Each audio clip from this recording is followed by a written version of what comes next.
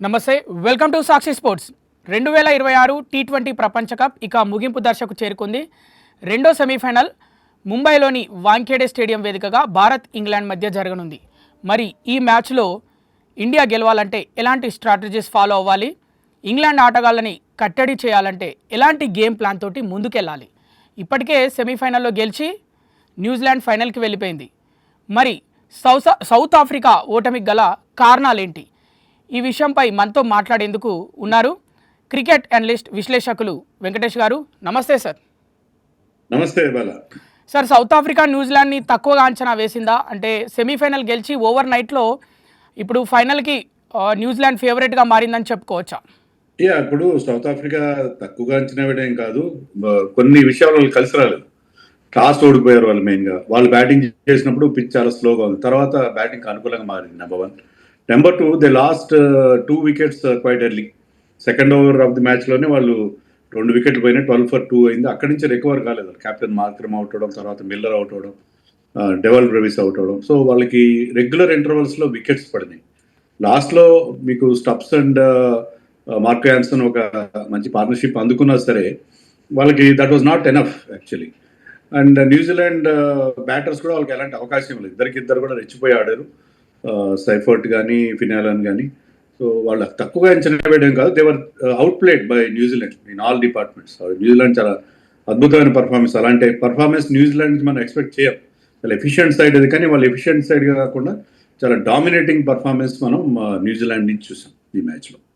And ఫైనల్కి ఫేవరెట్గా మారిపోయిందని చెప్పుకోవచ్చా sir New Zealand?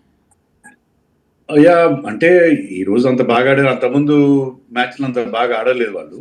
ఈ ఫార్మాట్లో ఎలా ఉంటుందంటే ఆన్ పర్టికులర్ డే మీరు ఎలా ఆడతారని దాన్ని బట్టి ఉంటుంది. సో ఇప్పుడైతే మీరు అన్నట్టుగా వాళ్ళ their stars are definitely on the rise. ఖచ్చితంగా వాళ్ళ ఓపెనర్స్ ముఖ్యంగా భయపడుతున్నారు. నా probably the most explosive opening జోడీ ఎవరంటే ఈ వరల్డ్ కప్లో సైఫర్ట్ అండ్ ఫినాల్ అని కనిపిస్తున్నారు. బట్ ఇన్ అదర్ ఆస్పెక్ట్స్ అంత స్ట్రాంగ్ ఏం లేదు New Zealand. But depends on the quality of the opposition. తర్వాత ఈ టాస్ ఇలాంటివన్నీ కూడా వాళ్ళకి కొంత కలిసి వచ్చినాయి. సో ఫైనల్ గురించి మనం అయితే ఇప్పుడే మనం చెప్పలేం. ఫైనల్కి ఏ టీం వెళ్తుంది, ఎలా వెళ్తుంది, వాళ్ళు కూడా ఎలా వెళ్తారు. ఇప్పుడు ఈ రోజు జరగబోయే మ్యాచ్లో ఫైనల్కి వెళ్ళే టీము వాళ్ళ పర్ఫార్మెన్స్ ఎలా ఉన్న దాన్ని బట్టి మనం ఫైనల్లో ఫేవరెట్ ఎవరు అనేది మనం అప్పుడు ఒక అంచనాకి రావచ్చు. సార్, మీరు అంటున్నారు న్యూజిలాండ్ అంత స్ట్రాంగ్గా ఏం లేదని చెప్తున్నారు. అదే విషయం అంటే మ్యాచ్ విన్ అయిన తర్వాత వాళ్ళ టీం క్యాప్టెన్ మిచెల్ శాంటనర్ అందరూ సెలబ్రేట్ చేసుకుంటున్నారు. టీం ప్లేయర్స్ అందరూ మ్యాచ్ విన్ అయ్యాక 4 కొట్టి సెంచరీ చేశాక ఫిన్ అలెన్ అందరూ సెలబ్రేట్ చేసుకుంటుంటే 2-3 seconds షాక్లో ఉన్నట్టు కనిపించాడు మిచెల్ శాంటనర్. అంటే ఏం మాట్లాడలేదు, అలానే నిల్చొని ఉండిపోయాడు. ఆ ఎక్స్ప్రెషన్కి గల కారణం ఏంటి సార్? అది అతనే చెప్పాలి, మనకి ఎలా తెలుస్తుంది దాంట్లో రీజన్ ఉందో. అంటే వాట్ వాజ్ హిస్ ఇంటెన్షన్ మనకైతే అతనికే తెలియాలి. నా ఉద్దేశం ఏంటంటే న్యూజిలాండ్ మీరు అన్నట్టుగా అది స్ట్రాంగ్ గా లేదని అనట్లేదు. న్యూజిలాండ్ లో బిగ్ స్టార్స్ ఎవరు ఉండరు. మీకు న్యూజిలాండ్ లో చూస్తే ఏంటంటే మీకు వరల్డ్ క్లాస్ ప్లేయర్స్, బ్రహ్మాండమైన స్టార్ కంటెంట్ కనబడదు మనకి. బట్ యాజ్ ఏ టీమ్ వాళ్ళు చాలా అద్భుతంగా పర్ఫామ్ చేస్తారు తప్పిస్తే వాళ్ళు యాజ్ సింగిల్ గా మనం మ్యాన్ టు మ్యాన్ చూసుకుంటే అంత స్ట్రాంగ్ టీమ్ గా ఏమి కనిపించదు. కానీ on a particular day, on a given day they really do well as a team. So ఆ టీమ్ వర్క్ అనేది వాళ్ళ దాంట్లో మనకి స్పష్టంగా కనిపిస్తుంది. ఈవెన్ రచిన్ రవీంద్ర చూడండి, బ్యాటింగ్లో అంత రాణించకపోయినా బౌలింగ్లో already has taken more than I think 11 wickets has taken. So వాళ్ళు ప్రతి ఒక్కరి నుంచి ఆ కాంట్రిబ్యూషన్స్ ఉండేదని మనం చూసాం. ఈవెన్ మిచెల్ బ్యాటింగ్ రాలేదు, కొన్నిసార్లు బ్యాటింగ్లో కూడా అంత రాణించలేదు, మంచి మంచి క్యాచ్లు పట్టుకోవడం అతను, అది కూడా మనం చూసాం. అంటే మిచెల్ శాంటనర్ అలా 2-3 seconds అలా ఉండిపోవడానికి గల కారణం ఏంటంటే గతంలో 2 వన్డే వరల్డ్ కప్ ఫైనల్ వెళ్ళారు. ఒకటి ఆస్ట్రేలియా పైన ఓడిపోయారు ఫైనల్లో, ఒకటి ఇంగ్లాండ్ పైన ఓడిపోయారు. ఒక టీ20 వరల్డ్ కప్ ఫైనల్లో ఆస్ట్రేలియా పైన ఓడిపోయారు దుబాయ్లో జరిగిన ఫైనల్లో. అంటే మళ్ళీ ఇప్పుడు ఫైనల్కి వెళ్ళారు వాళ్ళు. అంటే సందిగ్ధంలో ఉండిపోయాడా? అంటే ఫైనల్కి వెళ్ళాము, మరి ఎలా ఆడాలి ఏంటి? అంటే ఫిన్ అలెన్ ఇలా ఆడతాడని అతను ఎక్స్పెక్ట్ చేయలేదా? అంటే ప్రెస్ మీట్లో కూడా అంటే అది ఈ సెంచరీ చాలా గొప్పగా ఆడానని చెప్పకుండా సింపుల్గానే బాగా ఆడిండు అన్నట్టే మాట్లాడిండు. అందుకే నేనైతే దాన్ని గెస్ట్ చేయలేను వాళ్ళ, ఎందుకంటే అతని ఎక్స్ప్రెషన్కి ఏంటో అతనికే తెలియాలి. అతని నుంచి ప్రెస్ మీట్లో అడుగుంటే చెప్పుండేవాడేమో. నాకైతే ఐ హ్యావ్ నో ఇన్ఫర్మేషన్ అతని ఎక్స్ప్రెషన్కి కాల రీజన్ ఏంటో. ఫైనల్ గురించి ఆలోచిస్తాడే. ఇప్పుడు మీరు సెమీఫైనల్ గెలిచినప్పుడు you will enjoy that moment, అంతేగాని నెక్స్ట్ టైం రాబోతుంది ముందుంది ముసళ్ళ పండుగ అని ఆలోచించారు కదా. ప్రస్తుతానికైతే ఇప్పుడు ఈ విజయాన్ని ఎంజాయ్ చేస్తారు. ఆ విజయాన్ని ఎవరైనా సరే ఎంజాయ్ చేస్తారు. అతనికి ఎమోషనల్ అయి ఉండొచ్చు బహుశా, because under his captaincy first time they are playing ICC final. అంతే తప్పిస్తే దానికి మరో కారణం ఉంటుంది. ఫైనల్ గురించి బెంగతో అతను అలా బిగుసుకుపోయాడని నేనైతే అనుకో. అలాగే శ్యామ్ కరణ్ సార్ ఒక స్టేట్మెంట్ ఇచ్చాడు సెమీఫైనల్కు ముందు, వాంఖేడే స్టేడియంలో ఇండియన్ క్రౌడ్ని సైలెంట్ చేయడమే మా టార్గెట్ అని. దానిపైన మీ అభిప్రాయం ఏంటి సార్? బహుశా ఇప్పుడు నవంబర్ 19th 2023 రోజు ప్యాట్ కమిన్స్ అలా సైలెంట్ చేశాడు. అహ్మదాబాద్లో 1,00,000కు పైగా ఇండియా ఫ్యాన్స్ ఉంటే వాళ్ళని సైలెన్స్ చేశారు. అప్పుడు అతనికి సైలెన్సర్ అనే పేరు కూడా వచ్చింది. మనం వన్డే వరల్డ్ కప్ ఫైనల్ ఆడినప్పుడు 2023లో దాన్ని దృష్టిలో పెట్టుకుని అతను అలా చెప్పుండొచ్చు. ఇవన్నీ కూడా మాట్లాడతారు ఏంటంటే టీంని మోటివేట్ చేయడం గురించి, అవతల టీంకి కాస్త ఇబ్బంది పెట్టడం గురించి రకరకాలుగా మాట్లాడతారు. Ultimately how to perform on that particular day, అంతే తప్ప ముందు చెప్పిన మాటలకి పెద్ద మనం చాలా ఇంపార్టెన్స్ అటాచ్ చేయాల్సిన అవసరం ఏం లేదు. So on that day they have to perform. And ఇంగ్లాండ్కి ఆ కేపబిలిటీ ఉంది. ఇంగ్లాండ్ ఏమి ఈజీ టీమ్ ఏం కాదు, కానీ వాళ్ళంతా గొప్ప ఫామ్లో నాకైతే కనబడట్లేదు. ఎందుకంటే వాళ్ళ బ్యాట్స్మెన్ చాలా మంది స్ట్రగుల్ అవుతున్నారు ఎక్సెప్ట్ విల్ జాక్స్. బౌలింగ్లో కూడా మీకు Archer, Adil Rashid, Sam Curran తప్పిస్తే మిగతా వాళ్ళు పెద్దగా వాళ్ళని ఆదుకునే పరిస్థితి మనకు కనబడట్లేదు. సో వెస్టిండీస్కు ఉన్నంత బ్యాటింగ్ మైట్, బ్యాటింగ్ పవర్ వీళ్ళ టీంలో నాకైతే కనబడట్లేదు. అంటే ఫామ్ ప్రకారం చూస్తే they are very good in this format వాళ్ళ బ్యాట్స్మెన్ అందరూ కూడా.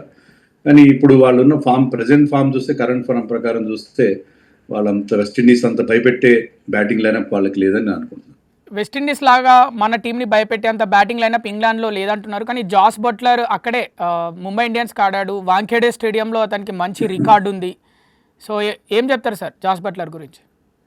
జాస్ బట్లర్కి అక్కడ మంచి రికార్డు ఉంది కరెక్ట్, కానీ ఈ వరల్డ్ కప్లో అతను అన్ని మోస్ట్లీ సింగిల్ డిజిట్ స్కోర్సే ఉన్నాయి. Is going through a nightmare of a World Cup. అతను చాలా దారుణమైన ఫామ్లో ఉన్నాడు. సో తనకు అచ్చొచ్చిన గ్రౌండ్లో ఒక్కసారిగా అతను ఫామ్ మారిపోతుందని అనుకోను. అలా అంటే మన ఇండియన్ టీంలో చాలా మంది, జాస్ బట్లర్ ముంబై ఇండియన్స్కి నాకు తెలిసి ఒక సీజన్ ఆడాడు. కానీ మీరు తీసుకోండి, మన captain Suryakumar Yadav place for Mumbai Ranji team, place for Mumbai Indians.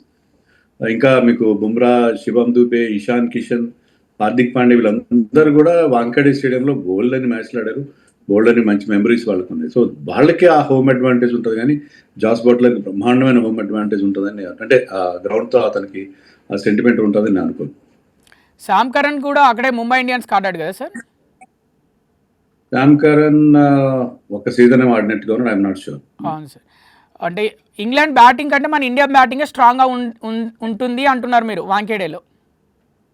Strong అని కాదు, ఫామ్లో ఉన్నారు. చూడండి మన టీంలో అభిషేక్ శర్మ ఫామ్ ఒకటే కొంచెం షేకీగా ఉంది, మిగతా వాళ్ళందరూ కూడా they are performing consistently. Sanju Samson ఆడిన 3 మ్యాచ్లో కూడా చాలా ఇంప్రెసివ్గా ఆడటం, పర్టికులర్లీ లాస్ట్ మ్యాచ్లో అతను ఆడిన ఇన్నింగ్స్ కానీ, ఇషాన్ కిషన్, సూర్యకుమార్, తిలక్ వర్మ, హార్దిక్ పాండ్యా, శివం దుబే వీళ్ళందరూ కూడా మనకి చాలా చాలా ఇంపార్టెంట్ కాంట్రిబ్యూషన్స్ చేశారు. ఇంగ్లాండ్ అలా లేదు, చాలా మంది జేకబ్ బెథెల్ కానీ, టామ్ బెంటన్ కానీ కంటిన్యూస్గా ఫెయిల్ అవుతున్నారు. వాళ్ళ కెప్టెన్ హ్యారీ బ్రూక్ అయితే అతను స్పిన్కి అగేన్స్ట్గా చాలా వీక్. అతను స్పిన్ వరుణ్ చక్రవర్తి వర్సెస్ హ్యారీ బ్రూక్ చాలా ఇంట్రెస్టింగ్ కాంటెస్ట్ ఉండబోతుంది మనకి. వరుణ్ చక్రవర్తి వర్సెస్ హ్యారీ బ్రూక్ అంటున్నారు. అంటే ఇంగ్లాండ్ ప్లేయర్స్ రిస్ట్ స్పిన్కి ఎక్కువగా ఆడలేరు అని గతంలో విన్నాము. అంటే కుల్దీప్ యాదవ్ కూడా ఉన్నాడు సార్ టీంలో. కుల్దీప్ యాదవ్ని ప్లేయింగ్ లెవెల్కి తీసుకునే అవకాశం ఏమైనా ఉందా సార్? నా దృష్టిలో ఎలాంటి మార్పులు ఉండకపోవచ్చు టీంలో.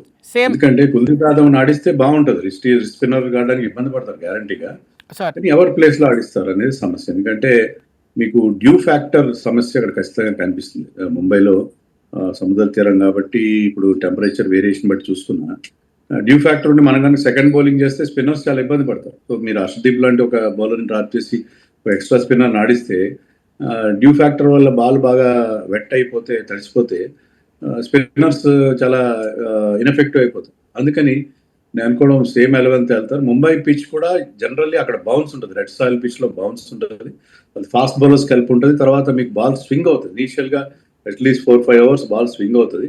హర్షదీప్కి ఇనీషియల్గా బ్రేక్ త్రూస్ ఇవ్వగలుగుతారు. సో అందుకని కుల్దీప్ ఆడిస్తే బాగుంటుంది, కానీ మనం కుల్దీప్ని ఆడించగలిగే పరిస్థితి ఉందా అనేది question mark. So India most likely will go with same 11 అని అనుకుంటున్నాను. మనకు వస్తున్న తాజా రిపోర్ట్స్ కూడా అలాగే ఉన్నాయి, ఇండియా సేమ్ టీంతో వెళ్ళొచ్చు అని చెప్పి.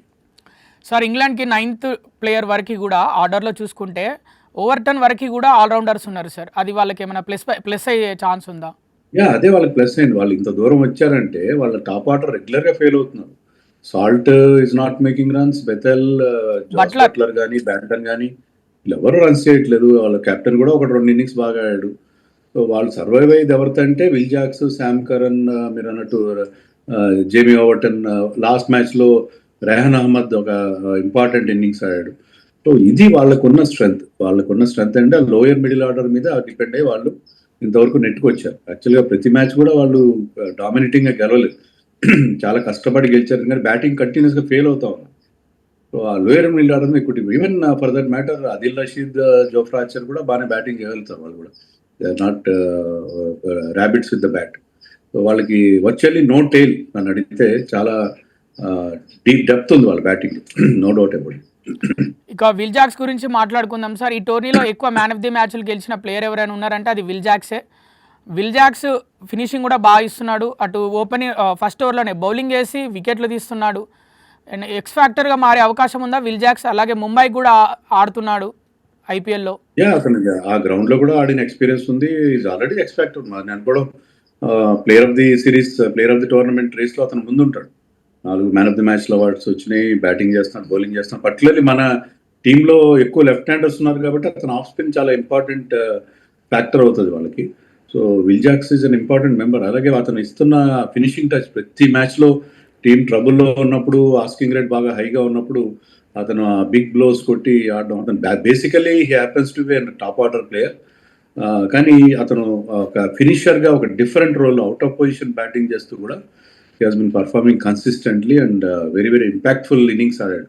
రన్స్ పెద్దగా చేసి ఉండకపోవచ్చు అతను చేస్తున్న 20s 30s towards the end of the game అతను ఇస్తున్న స్ట్రాంగ్ ఫినిష్ అది ఆ టీంని ఇంతవరకు తీసుకొచ్చి. సో విల్ జాక్స్ చాలా ఇంపార్టెంట్. సో విల్ జాక్స్ని ఎలా అవుట్ చేయాలి, విల్ జాక్స్ మీద ఎలాంటి strategy, because Will Jacks and Suryakumar played together for Mumbai Indians. అలాగే Bumrah and Will Jacks played together, Shivam Dube వీళ్ళందరితో ఆడారు కాబట్టి విల్ జాక్స్కి అగేన్స్ట్గా ఏ స్ట్రాటజీతో వెళ్తారు. Siraj Will Jacks played in RCB if I'm not wrong, maybe or may not. So అది అందుకని I think Will Jacks is the key batter, key allrounder rather for England in this match, no doubt. సరిగ్గా England bowling విషయానికి వస్తే Adil Rashid, Jofra Archer, Dawson, Overton and ఇక ముఖ్యంగా Archer గురించి మాట్లాడుకుంటే వాంఖేడే స్టేడియంలో బాగానే మ్యాచ్లు ఆడిండు, T20 మ్యాచ్లు. ఆర్చర్ ఏమన్నా ఇంపాక్ట్ చూపించే అవకాశం ఉందా సార్ ఇండియా పైన? ఆర్చర్ పర్టికులర్లీ సంజు శాంసన్ ని మనం ఏడాది క్రితం ఆడిన సిరీస్ లో వరుసగా 3 మ్యాచ్లు 5 మ్యాచ్ సిరీస్ లో 3 సార్లు తను షార్ట్ బాల్స్ తో అవుట్ చేశాడు.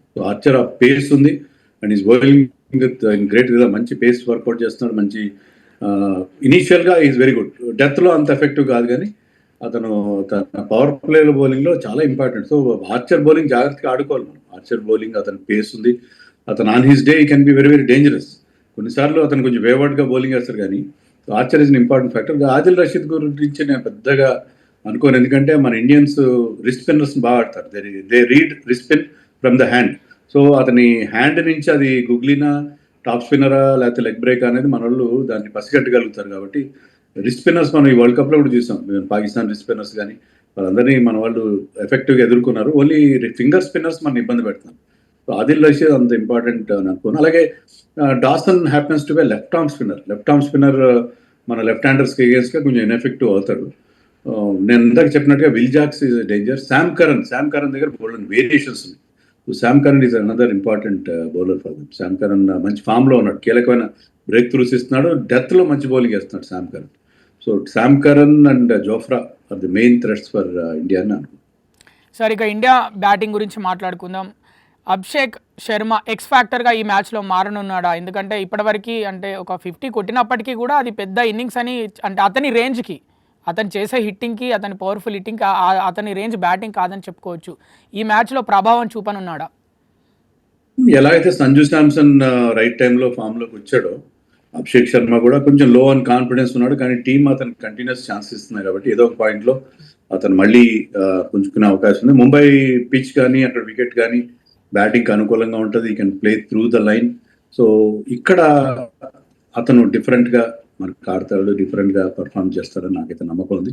సో అభిషేక్ శర్మ ఫామ్లోకి రావడం చాలా క్రూషియల్. కానీ ఇలా నాకౌట్ మ్యాచెస్లో అభిషేక్ శర్మ కనుక ఒక బ్రహ్మాండమైన ఇన్నింగ్స్ ఆడితే, ఈవెన్ 40 చేసినా 40-30 చేసినా కూడా చాలా అగ్రెసివ్గా ఆడి చేస్తే అది టీంకి మ్యాచ్ గెలిపించబడుతుంది. ఇలా నాకౌట్ మ్యాచ్లో అతని ఒక ఎక్స్ ఫ్యాక్టర్ ప్లేయర్, అతను కనుక క్లిక్ అయితే నథింగ్ లైక్ ఇట్. సో అందుకనే నేను అతన్ని పక్కన పెడతారు లేకపోతే రింకు సింగ్ తీసుకొస్తారని అనుకోని. ఐ థింక్ అది will continue with Abhishek Sharma. ఎందుకంటే ఇలాంటి మ్యాచ్లో కనుక అతను క్లిక్ అయితే ఈ can win you the match. ఇక సంజు శాంసన్ ఖచ్చితంగా గెలవాల్సిన మ్యాచ్లో అద్భుతంగా 97 పరుగులు కొట్టి ఇండియాని సెమీఫైనల్కి తీసుకొచ్చాడు. సంజు శాంసన్ పైన ఎక్స్పెక్టేషన్స్ కూడా బాగా పెరిగాయి. Reach అవుతాడంటారా sir? ఎక్స్పెక్టేషన్స్తో ఒకటే అతనికి వచ్చిన బాధ. ఎందుకంటే అతని ఫ్యాన్స్ తాలూకు ఎక్స్పెక్టేషన్స్ ఉంటాయి. బట్ లాస్ట్ మ్యాచ్ తర్వాత అతని కాన్ఫిడెన్స్ వచ్చి ఉంటుంది ఏంటంటే ఇండియన్ టీంలో ఇంకా రెగ్యులర్గా ఆడగలను. ఆ కాన్ఫిడెన్స్తో అతను మరింత బాగా పర్ఫార్మెన్స్, మరింత అష్యూర్డ్గా, మరింత కూల్గా ఆడే అవకాశం ఉంటుంది.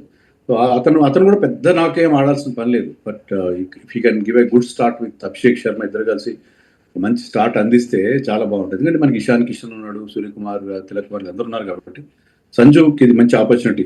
నాకు జనరల్గా అంటే సంజు మీద ఒక కామెంట్ ఏంటంటే ఒక్క మ్యాచ్ బాగా ఆడతాడు, మిగతా అంతా సరిగా ఆడని చెప్పి. అలాంటివన్నీ అతను పటాపంచలు చేయాలి. అలాంటివన్నీ కూడా డిస్ప్రూవ్ చేయాలంటే ఇది అతను మంచి అవకాశం. సో ఆల్రెడీ లాస్ట్ మ్యాచ్లో అతన్ని ప్రూవ్ చేస్తున్నాడు. 11 ఏళ్ల తర్వాత ఇండియన్ టీంలో ఆడుతూ ఒక బ్రహ్మాండమైన మ్యాచ్ విన్నింగ్ నాక్ అయ్యాడు. సో అదే ఫామ్ కనుక కంటిన్యూ చేస్తే సంజు ఇండియన్ టీంలో ఒక రెగ్యులర్గా మారే అవకాశం ఉంటుంది. కాబట్టి it's golden opportunity for Sanju Samson. అలాగే ఇక ఆర్డర్ వైజ్ చూసుకుంటే ఇషాన్ కిషన్, అలాగే సూర్యకుమార్ యాదవ్, తిలక్ వర్మ, తర్వాత డూబే, హార్దిక్ పాండ్యా. ఏమైనా చేంజ్ అయ్యే అవకాశం ఉందా సార్? తిలక్ వర్మని మళ్ళీ సూర్యకుమార్ కంటే ముందు వచ్చేలాగా, లేకపోతే అలాంటి ప్లాన్స్ ఏమైనా? ఎందుకంటే ముంబై గ్రౌండ్ అంటేనే వాళ్ళకి కొట్టిన పిండి. తిలక్ వర్మకి, సూర్యకుమార్ యాదవ్కి, పాండ్యాకి. డూబేని కిందికి ఇంకా లోయర్ ఆర్డర్లకు పంపే అవకాశం ఉందా? ముందే పాండ్యా మన కోచ్ ఎప్పుడు ఏం చెప్తుంటాడంటే గౌతమ్ గంభీర్, మీరు ఓపెనర్స్ తప్ప మిగతా వాళ్ళు ఎక్కడైనా బ్యాటింగ్ చేయాల్సి ఉంటుంది. అది డిపెండ్స్ ఆన్ ద సిచ్యుయేషన్. ఇప్పుడు ఒక రైట్ హ్యాండర్ అవుట్ అయితే సూర్యకుమార్ వస్తే మన రైట్ లెఫ్ట్ కాంబినేషన్ కంటిన్యూ అవుతుంది. అలా కాకుండా ఒక లెఫ్ట్ హ్యాండర్ అవుట్ అయితే మరొక లెఫ్ట్ హ్యాండర్ని పంపకుండా సూర్యకుమార్, మరొక లెఫ్ట్ హ్యాండర్గా మనం ఇతను పంపచ్చు, ఎవరు మన Tilak Varma. So left right combination maintain చేయడం, స్పిన్నర్స్ డామినేట్ చేస్తున్నారా, ఎవరు ఏ సిచ్యుయేషన్ సూట్ అవుతారు. సూర్యకుమార్ ఉంటే ఈ పర్టికులర్ పాయింట్లో అతను ఎలా ఆడతాడు. తిలక్ వర్మ అయితే Tilak Varma favours fast bowling, Suryakumar spin బాగా ఆడతాడు. సో అది మ్యాచ్ సిచ్యుయేషన్ బట్టి ఉంటుంది. అలాగే మీకు శివం దుబే కూడా స్పిన్నర్స్ మీద కౌంటర్ అటాక్ చేస్తారు. సో శివంని ఎప్పుడు పంపాలి, సూర్యాన్ని ఎప్పుడు పంపాలి, తిలక్ని ఎప్పుడు పంపాలి అనేది మ్యాచ్ సిచ్యుయేషన్ బట్టి ఉంటుంది. అంతేగాని వాళ్ళకి ఒక పర్టికులర్ స్లాట్ అనేది ఎవరు కూడా లేదు. కొంచెం అటు ఇటుగా మారుతూనే ఉంటాయి. According to situation. అక్షర్ ఎర్లీగా బ్యాటింగ్ వచ్చినప్పుడు మనం ఆశ్చర్యపోవాల్సిన అవసరం లేదు. సో అది ఎంత వీళ్ళందరికీ కూడా అది చాలా ఫ్లెక్సిబిలిటీ అనేది ఇండియన్ టీం చాలా కాలంగా మెయింటైన్ చేస్తుంది. సేమ్ ఇంగ్లాండ్ కూడా అదే స్ట్రాటజీ ఫాలో అవుతుంది సార్. అంటే బ్రూక్ ఒకసారి ఫస్ట్ డౌన్ వస్తున్నాడు, ఒక్కొక్కసారి సెకండ్ డౌన్ వస్తున్నాడు, సిచ్యువేషన్ తగ్గట్టు వస్తున్నాడు. అంటే పర్ఫెక్ట్గా చెప్పుకోవచ్చా? అంటే ఇంగ్లాండు, ఇండియా బ్యాటింగు సేమ్ ఒకేలాగా ఉన్నాయని, స్ట్రాంగ్ అని చెప్పుకోవచ్చా? అంటే ఏ టీం అయినా అలాగే చేస్తుంది. ఎందుకంటే ఈ రైట్ లెఫ్ట్ కాంబినేషన్ ఒకటి చూసుకుంటారు, ఎవరు ఏ సిచ్యువేషన్లో బాగా ఆడతారు.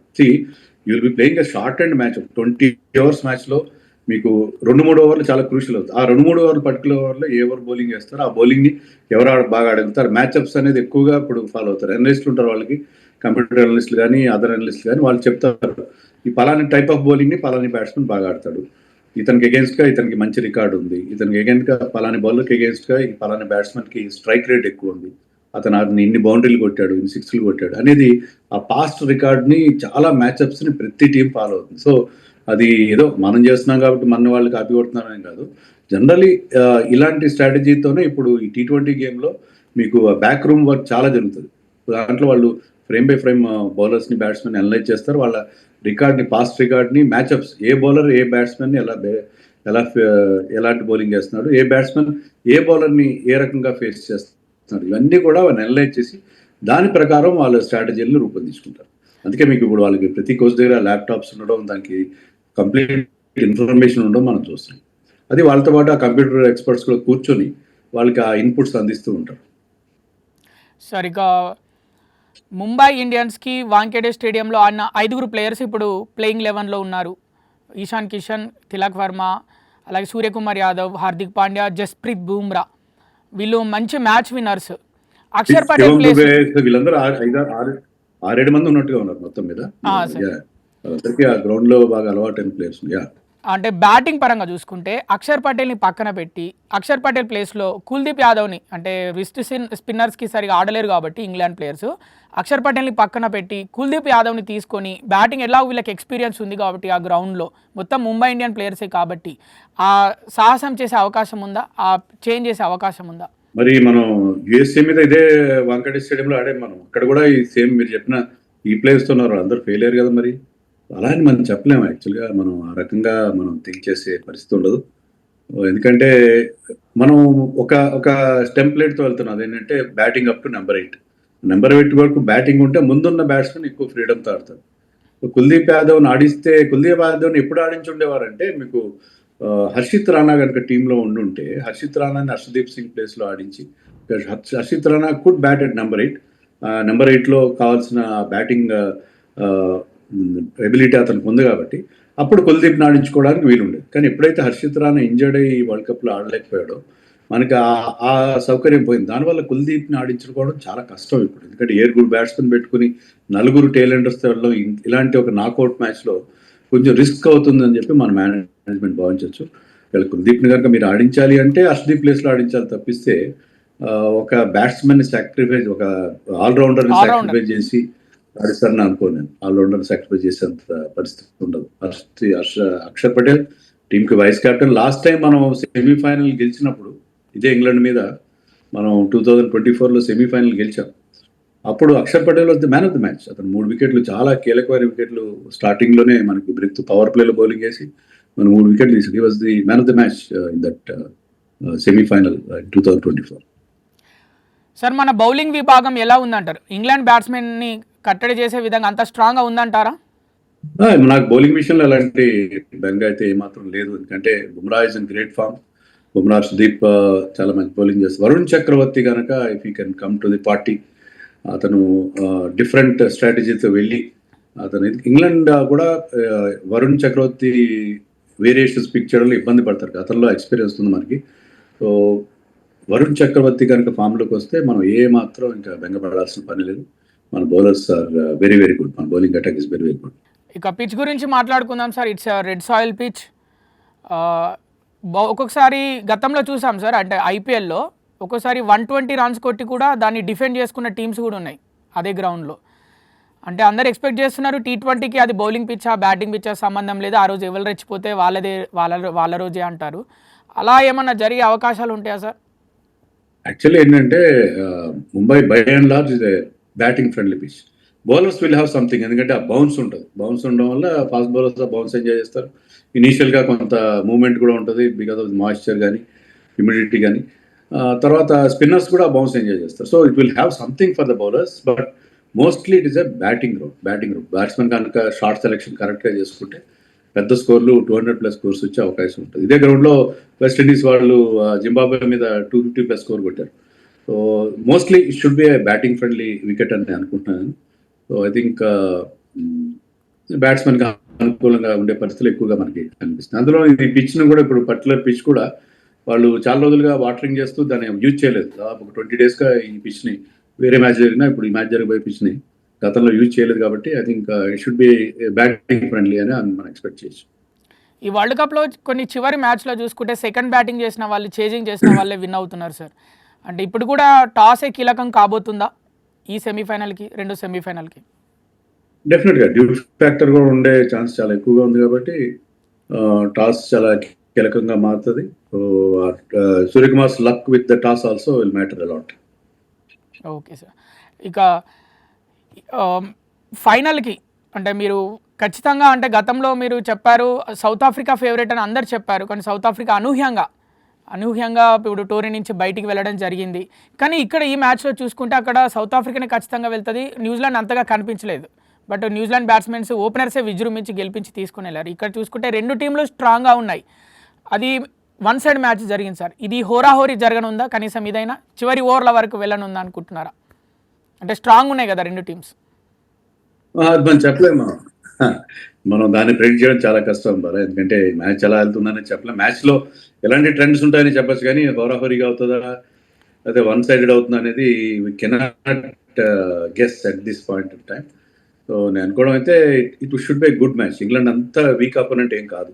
వాళ్ళు ఖచ్చితంగా గట్టి పోటీ ఇస్తారు. వాళ్ళ దగ్గర స్ట్రెంత్ ఉంది. బ్యాటింగ్‌లో గాని, బౌలింగ్ వాళ్ళకున్న ఆల్ రౌండ్ ఎబిలిటీతో డెఫినిట్‌గా we cannot take England lightly. అది మాత్రం దృష్టిలో పెట్టుకోవాలి. ఒకటే నేను చెప్పిందేంటంటే వెస్టిండీస్ అంత స్ట్రాంగ్ బ్యాటింగ్ లైనప్, అంత ఫైర్ పవర్ వీళ్ళ బ్యాటింగ్‌లో లేదు. వాళ్ళ ఫామ్‌లో లేరు.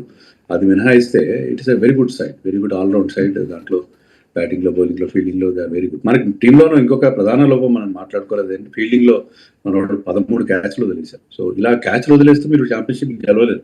మీరు ఇంపార్టెంట్ క్యాచెస్ తీసుకోవాలి. కొన్నిసార్లు ఆ వదిలేసిన క్యాచెస్ మీకు చాలా చాలా భారీ మూల్యం చెల్లించుకోవాల్సి వస్తుంది. So that is more important. You have to be very very good in on the field. Fumbles కూడా మన కోచ్లు కూడా ఒప్పుకుంటున్నారు. ఒక 10-15 రన్స్ ఎక్కువ ఇచ్చేస్తున్నారు మనలో, గ్రౌండ్ ఫీల్డింగ్ కూడా సరిగ్గా ఉండట్లేదు అని చెప్పి. సో ఫీల్డింగ్ స్టాండర్డ్స్ బాగా ఇంప్రూవ్ చేస్తారు. The one area where you can show lot of improvement is fielding. Fielding విషయంలో మనం శ్రద్ధ పెట్టాలి. ఇలాంటి క్యాచ్లు వదిలేయడాలు అవన్నీ చేస్తే ఛాంపియన్ సైడ్స్ అలా క్యాచ్లు వదిలేస్తూ ఛాంపియన్షిప్ గెలుచుకోలేదు. ఆ విషయంలో మనం వాళ్ళు దృష్టి పెట్టాల్సిన అవసరం. సార్ మీరు కెవిన్ పీటర్సన్ ట్వీట్ చూసారా సార్? ఇంగ్లాండే ఫైనల్కి వెళ్తుంది అనేలాగా ట్వీట్ చేశారు. అంటే సొంత కంట్రీ కాబట్టి చేస్తారు, కానీ ఖచ్చితంగా ఇంగ్లాండ్ న్యూజిలాండ్ ఫైనల్ ఆడితే బాగుంటుందని అతని అభిప్రాయం ఎక్స్ప్రెస్ చేశాడు. దానిపైన మీ అభిప్రాయం ఏంటి సార్? ఆయనకేమో జ్యోతిష్యం తెలిసేమో మనకు తెలియదు. అది ఎలా చెప్తారు, దట్ కెనాట్ బి సెట్. ఎందుకంటే ఇప్పుడు ఆన్ పేపర్ కానీ పర్ఫార్మెన్స్ వైజ్ తీసుకున్నా కూడా India is a far superior set compare to England. కానీ మనం అనుకున్నట్టుగా టాస్ లాంటివి చాలా కీలకంగా in this format every ball is an event. ప్రతి బాల్లో మ్యాచ్ అటు ఇటు అయ్యే అవకాశం ఉంటుంది. దాంట్లో కెవిన్ పీటర్సన్ అతను మరి ఇంగ్లాండ్ అంత బాగా ఆడాడు కాబట్టి, గ్రేట్ ప్లేయర్ కాబట్టి అతను చెప్పినట్టు అవుతుందని ఏం లేదు. ఎన్నో చెప్తుంటారు, చాలా చెప్తుంటారు, మ్యాచ్లో ట్వీట్స్ చేస్తుంటారు, దాని చర్చ జరుగుతుందని చెప్పి. So former cricketers are very active on social media. మనం వాళ్ళని ఆ ఫేస్ వాల్యూలో వాళ్ళ కామెంట్స్ని తీసుకునే పరిస్థితే ఉంటుంది. ఫిన్ అలెన్ ఇన్నింగ్స్ గురించి మీరు ఏం చెప్తారు సార్? 33 బాల్స్లో సెంచరీ కొట్టాడు, వరల్డ్ రికార్డ్ క్రియేట్ చేశాడు. Is very good player. Actually is very good player. ఐపీఎల్లో ఇప్పుడు పెద్దగా ఆడింది లేదు, పెద్దగా పర్ఫామ్ చేసింది లేదు. నేను గతంలో ఏమనుకున్నా అంటే ఇండియన్ కండిషన్స్లో అతను సరిగ్గా ఆడలేడేమో అనుకున్నాను, కానీ అతను చాలా బాగా ఆడాడు. అందులో ఈడెన్ గార్డెన్స్లో ఆడాడు. ఒక కొద్ది రోజుల తర్వాత is going to play for KKR on the same ground. So Finn Allen and Tim Seifert ఇద్దరు కూడా వాళ్ళు కేకేఆర్ ఆడతారు కాబట్టి it's a good thing for KKR fans. Must be very very happy. వాళ్ళు చాలా హ్యాపీగా ఫీల్ అయి ఉంటారు వాళ్ళిద్దరిలో. వాళ్ళకి ఎందుకంటే గతంలో వికెట్ కీపర్ సరిగ్గా లేక ప్రాపర్ కీపర్ గుర్బాజ్ లాంటి వాళ్ళు ఎంతమంది ట్రై చేశారు. వాళ్ళు స్పిల్ సాల్ట్ వెళ్ళిపోయిన తర్వాత వాళ్ళకి సరైన కీపర్ దొరకలేదు. ఇప్పుడు ఎప్పుడైతే ఫిన్ అలెన్ అండ్ సైఫర్డ్ ఇద్దరు బాగా ఆడుతున్నారో KKR management must be very very happy. ఇక మార్కరమ్ క్యాచ్ గురించి పెద్ద ఎత్తున చర్చ నడుస్తుంది సార్. అది నాట్అవుట్ అని అంటున్నారు. మీ అభిప్రాయం ఏంటి సార్? నా అభిప్రాయం ఏంటంటే ఎస్, మనకి ఎలా కనిపించిందంటే ఫింగర్స్ అండర్నీత్ ఉన్నాయి, బాల్ కింద అతని వేళ్ళు ఉన్నట్టుగా మనకి కనిపించింది. అయితే ఎంపైర్ నితిన్ మీనన్ కూడా ఇంకొంచెం టైం తీసుకుని ఇంకొంచెం జూమ్ చేసి చూసి ఇంకొన్ని విజువల్స్, ఇంకొంత ఫ్రేమ్స్, డిఫరెంట్ యాంగిల్స్ చూసి ఆ నిర్ణయం ప్రకటించుంటే బాగుంటుంది. ఎందుకంటే మనకి రియల్ టైంలో బాల్ నేలకు తాకి బౌన్స్ అయినట్టుగా అనిపించింది. కానీ నేలకు తాకి బౌన్స్ అయిన ఏమైనా బాల్ కింద కనుక వేళ్ళు ఉంటే, అండర్నీత్ ద బాల్ కనుక ఫింగర్స్ ఉంటే అది ఫేర్ క్యాచ్ అవుతుంది. అది ఆయన కన్క్లూషన్ చాలా తొందరగా వచ్చేయడమో అనిపించింది. దానికి అదేంటంటే ఇది మనకి ఇప్పుడు సోషల్ మీడియాలో అది ఒక పెద్ద ఈవెంట్గా మారింది. But I'm not sure. I'm అంటే on the face of it I'm happy. Decision correct అయినేమో అని అనిపించింది. బట్ ఇంకొన్ని ఫ్రేమ్స్ చూసుంటే బాగుండేది అని నాకు అనిపించింది. ఆ క్యాచ్ మ్యాచ్ని మలుపు తిప్పిందని చెప్పుకోవచ్చా? నో, అట్లేం లేదు. ఎందుకంటే Markram struggling at that time. Markram ఏం పెద్ద మిగతా టోర్నమెంట్లో ఆడినట్టుగా గొప్ప గేమ్ ఆడలేదు. ఆ క్యాచ్ ఏం పెద్ద మలుపు తిప్పిందని అనుకోను. బట్ చెప్పలేము. బట్ డెఫినెట్లీ కొంత ప్రాబ్లంగా కనిపించింది. ఓకే సార్, ఇక చివరి 2 ప్రశ్నలు. మన టీమిండియాలో టాప్ స్కోరర్గా ఏ బ్యాట్స్మెన్ అంటే మనం అనుకుంటాం పలానా ప్లేయర్ ఈ మ్యాచ్లో ఎక్కువ కొడతాడని మనం అప్పుడప్పుడు ఎక్స్పెక్ట్ చేస్తాం. మీకేమనిపిస్తుంది సార్ ఇవాళ జరగబోయే ప్రెడిక్షన్ చేయను. I'm not an astrologer. Kind of prediction. పలానా వాళ్ళు కొడతారని చెప్పి నేను ఇప్పుడు ప్రెడిక్షన్ అయితే చేయను. Thank you sir. మాతో పాటు మీ విలువైన అభిప్రాయాలు సెమీఫైనల్ గురించి. ఖచ్చితంగా ఇండియానే ఫేవరెట్గా ఉందని చెప్తున్నారు. చూద్దాం మరి ఇవాళ సెమీఫైనల్ జరగబోతుంది, తెలుస్తుంది మనకి. థ్యాంక్ యూ సార్ జాయిన్ అయినందుకు.